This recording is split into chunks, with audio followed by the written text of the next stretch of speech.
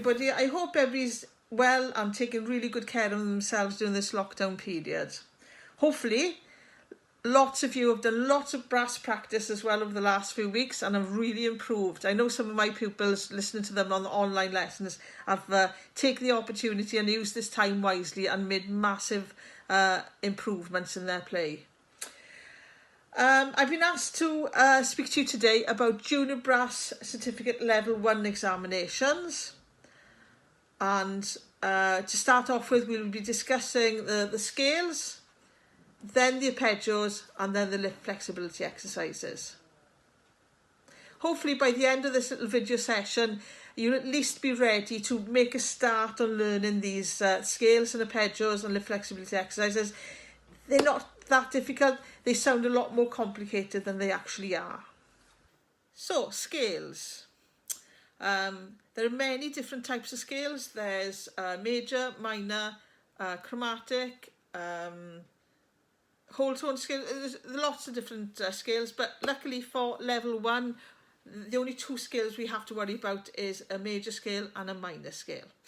Now, what's the difference between a major scale and a minor scale? Major scale tends to sound quite a happy scale. The minor scale then sounds a little bit sad, a little bit spooky. So I'll demonstrate that now. First of all, I'll play C major scale, which is the scale that we are actually going to learn.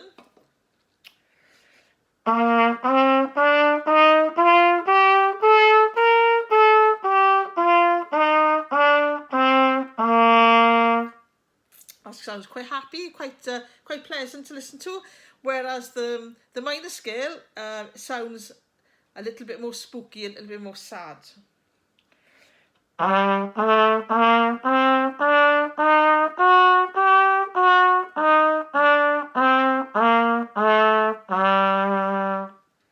So you can hear the spookiness of the minor scale.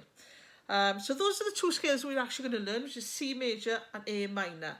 Now with the C major scale, what is a scale? A scale is a group of notes, a pattern of notes. It's an order of notes. So with C major, we start off with C, then we do D, E, F, G, A, B, C. And we always land up on the note that we start off on. In this case, it's a C, okay? So C, D, E, F, G, A, B, C. And then we return back down, B, A, G, F, E, D, C. Now, a lot of my pupils, when we're learning scales, I do tend to ask them to learn the scale going up initially, the ascending scale initially, and then learn the descending scale when they're confident of doing that. So in this case, if you play the first half of it, get really confident on the first half of it, then you can add the second half, the descending scale coming back down.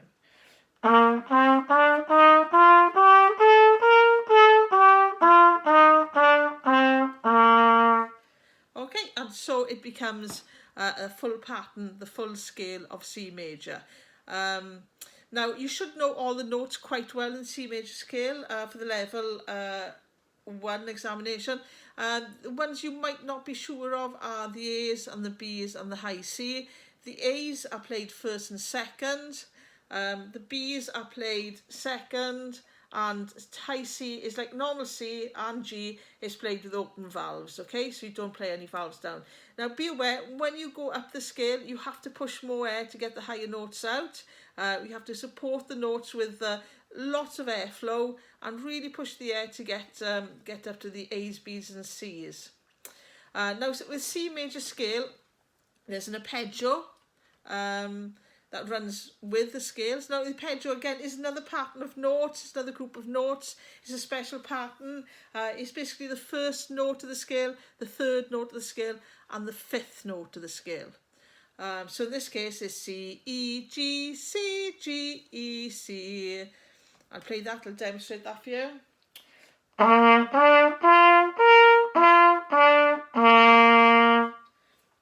So again, it's the first, third, fifth, back to the first, fifth, third, and first.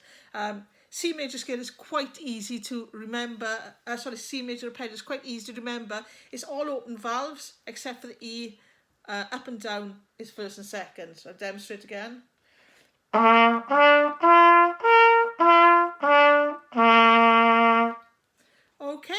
So that's the C major arpeggio. Very, very straightforward.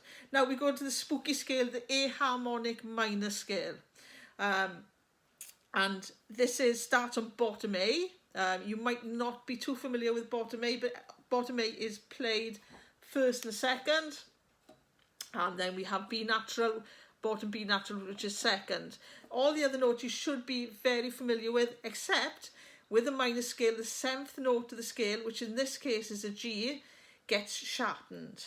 Okay, it's instead of playing G natural, we play G sharp. So I'll demonstrate again.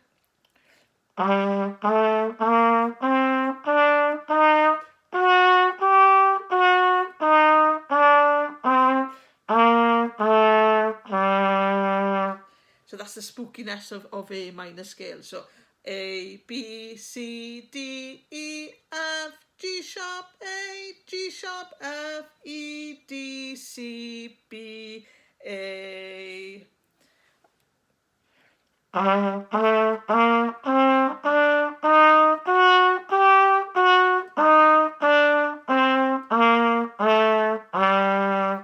So, as I said, starting on bottom A, again, same method as you would with the major scale. Learn the ascending, learn the scale going up first from the A to the A. When you're really confident doing that, then add the rest of the scale.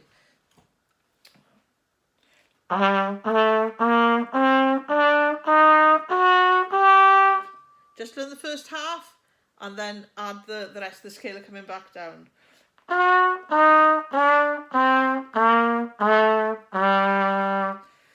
that's the A minor scale. The A minor scale has an arpeggio as well, and the arpeggio is quite easy. It starts on bottom A. Again, it's the first, third, fifth, then back to the first note of the scale. So it's A, C, E, A, E, C, A. And when I said it's quite easy to learn the C major arpeggio, this arpeggio is actually completely opposite to the C major. Instead of being open and then just first and second on the E's, this note now, this arpeggio is now all first and second, except the C's. So it's A, C, E, A, E, C, A.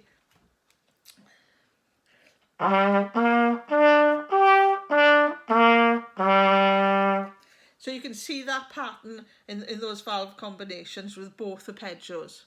Okay, now both scales are actually related to each other. If you look at the key signature, i.e. are there any flats and sharps at the start? There aren't. There's no flats or sharps in the key signatures on both scales. C major scale is related to A minor scale. The only sharp or flat will be in the minor scale, which is G sharp, because the 7th note gets sharpened, and in that case it's played second and third. Okay, I think that covers off the scales and arpeggios. Please practice them. Don't think you play them once and you learn them. You need to practice them lots of times. And that sounds a little bit overwhelming, but a scale only takes about 3 or 4 seconds to play. So you could practice 10 of them in a minute. Okay, and it doesn't take long. If you do that 10 times every time you practice to learn a particular scale, it'll be right after a few practice sessions. Okay, and now we come to lip flexibility exercises or slurs. What is a slur? Basically, a slur is when we go from one note to another and don't stop the air or re-articulate the next note or tongue the next note. So I'll show you a slur between an F and a G to begin with.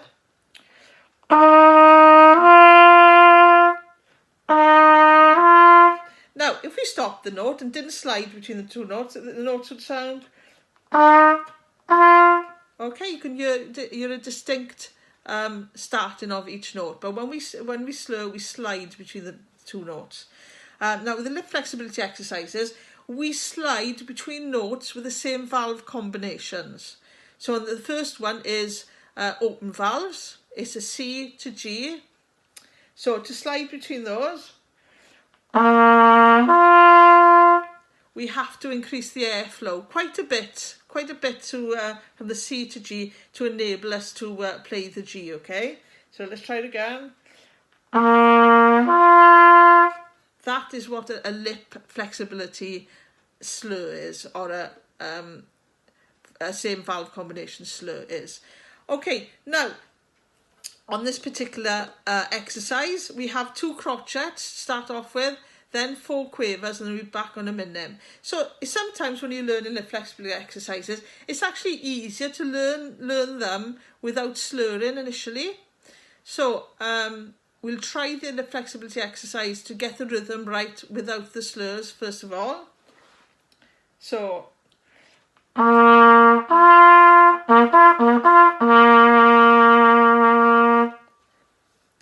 okay, so once we can play it in time, so that's 2 crotchets, 4 quavers, and a minim, we can then think about adding the slurs. So now for the slurs, we have to push air and relax the air when we come back down for the lower notes. So push air for the higher notes, relax the notes for the lower notes. So what actually goes on with your airflow and with your tongue action, when you actually do this, it goes ta,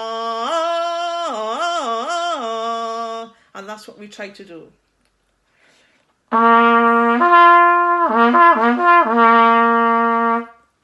Okay, now once you can do the first one, the second one is very easy, the one from B to F sharp. You basically just put the second valve down and do exactly the same.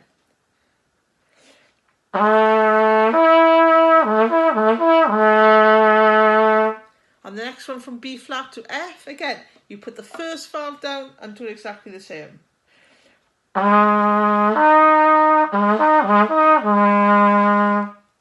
Okay, and then you put them all together.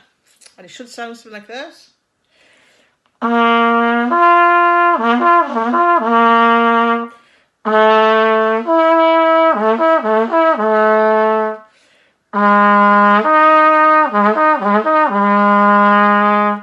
Don't be afraid to breathe in between each one, okay? Because we need lots of air to make sure we push the air to get the higher note out.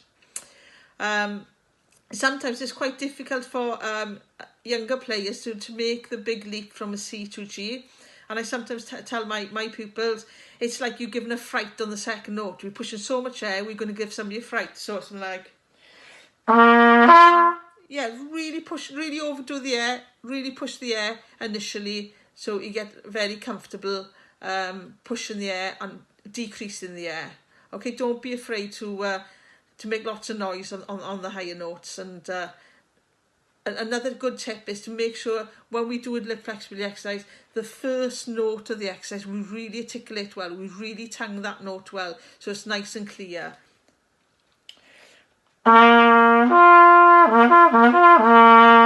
Sometimes when people see a slurred exercise like a lip flexibility exercise, they think they don't tongue the first note, and you really have to kickstart the notes off with a good firm articulation to make the exercise a success. I think that just about covers everything for lip flexibility exercises. I think we've mentioned everything we need to regarding the scales, the arpeggios, and the lip slurs, the lip flexibility exercises. Hope this brief video has helped you a little bit, at least set you on the road to learning the scales and learning the lip flexibility exercises. When you do this in the exam, you will have to do all these things, all the slurs, all the arpeggios, all the lip flexibility exercises without a copy. Sounds a lot, but it really isn't that much to learn. Okay then, I hope you all take care of yourselves now in the next few weeks. Stay safe, and not to forget to practice as well in the next few weeks. Bye now.